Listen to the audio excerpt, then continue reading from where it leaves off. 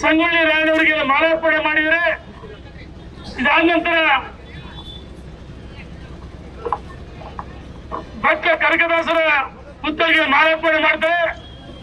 ಈ ಸಂದರ್ಭದಲ್ಲಿ ನಮ್ಮ ರಾಜ್ಯಕ್ಕೆ ನಮ್ಮ ಜಿಲ್ಲಾಧ್ಯಕ್ಷರಾದ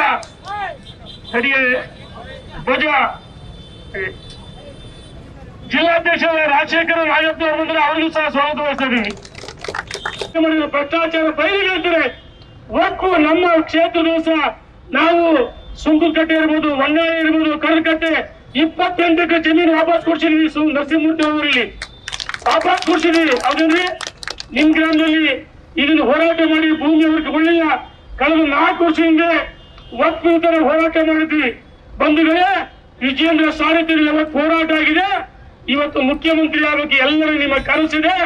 ನನಸಾಗಬೇಕಂದ್ರೆ ವಿಜಯೇಂದ್ರ ಅವರ ಹೆಗಲಿಗೆ ಹೆಗಲು ಕೊಟ್ಟು ಹೆಜ್ಜೆಗೆ ಹೆಜ್ಜೆ ಹಾಕಿ ನಮ್ಮ ಶ್ರಮ, ನಮ್ಮ ಬೆವರು, ರಕ್ತವನ್ನು ಇಳಿಸಿ ಅವರು ಮುಖ್ಯಮಂತ್ರಿ ಮಾಡೋಣ. ಇವತ್ತು ಈ ಒಂದು ಸಂಗೊಳ್ಳಿ ರಾಯಣ್ಣಗೆ ಮಾಲಾರ್ಪಣೆ ಮಾಡಿದೀವಿ. 2 ಕಡೆ ಸಂಕಲ್ಪ ಮಾಡ್ತೀರಾ? ಭಾರತ್ ಮಾತಾ ಕಿ ನ್ಯೂಸ್ ಫಸ್ಟ್, ನಿರ್ಭೀತಿಯಿಂದ ನಿಮ್ಮ ಪರವಾಗಿ.